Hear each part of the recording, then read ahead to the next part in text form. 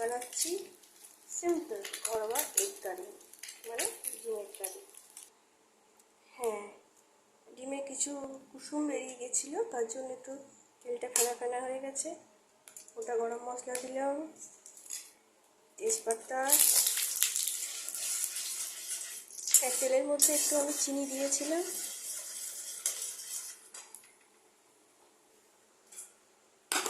এবারে কুচনো পেঁয়াজগুলো রাখা আছে,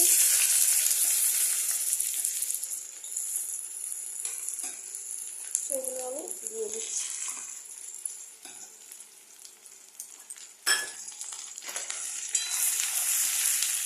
এবারে পেঁয়াজটা আমি ভালো করে লাল করে ভেজে নেব।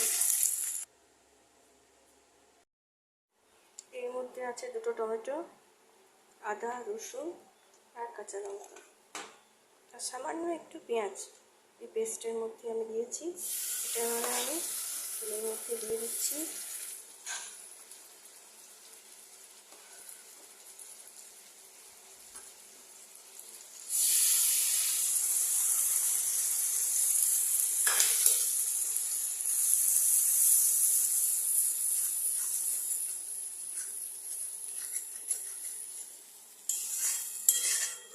এবার এই মশলাটা আমি ভালো করে কষিয়ে নেব।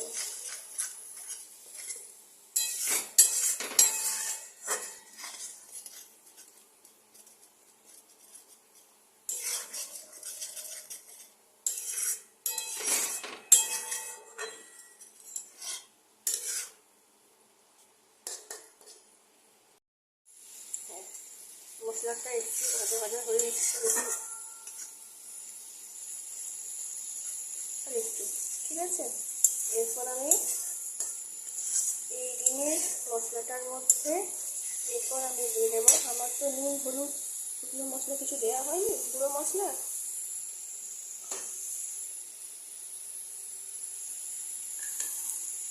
তো এবার আমি দিচ্ছি হলুদ,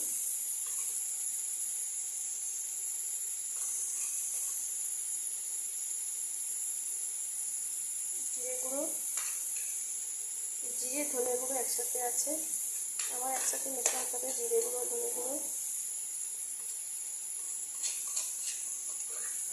মশলাটা দিয়ে দিলাম।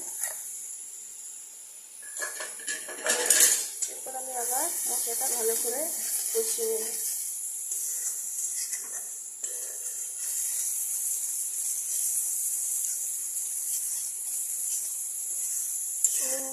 আমি তো একটু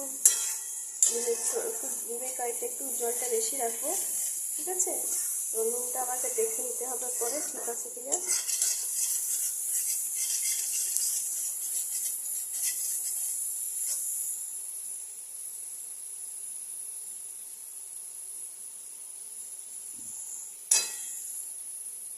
এরপর মিক্সিতে যে পেস্টটা ছিল সেটা জল দিয়ে আমি একটু, গায়ে লেগেছিলো বাটিটার মধ্যে, সেটা একটু জল নিয়ে একটু একটু করে মশলাটা কষিয়ে নিচ্ছি আমি।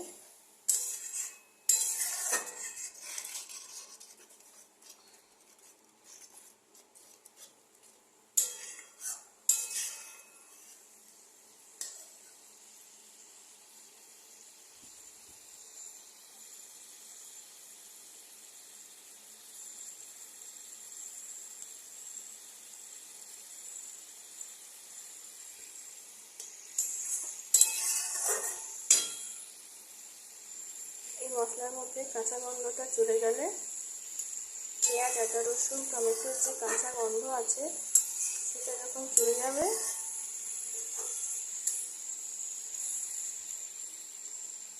তখন আমি বাকি জলটা এই মশলাটার মধ্যে দিয়ে দেবো। মশলাটা আমার ভাজা ভাজা হয়ে গেছে, ঠিকঠাক সাইডে চলে গেছে। এবারে আমি জলটা দিয়ে দেবো।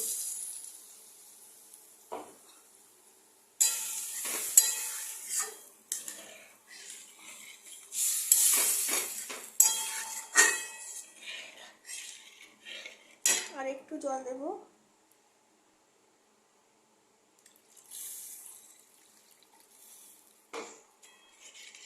আর একটু জল দিলাম, আর আমি নুনটা একটু খেয়ে দেখি।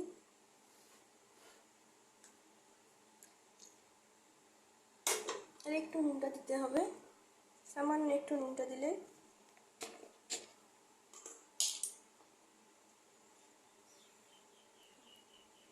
একটু নুনটা দিলাম আর একটু। এরপর আমি জাস্ট 5 মিনিট একটু গ্যাসটা আমি সিম করে রেখেছি। জাস্ট 5 মিনিট ঝোলটা একটু ফুটতে দেবো। মিনিট হয়ে গেছে, আমি এবার ঢাকাটা খুলে দেবো। ঝোলটা ফুটে গেছে।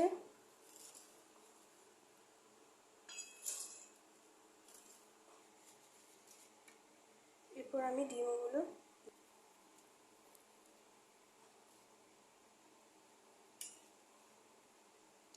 দিয়ে আমি বেশিক্ষণ ফোটাবো না, জাস্ট একটু ফুটিয়ে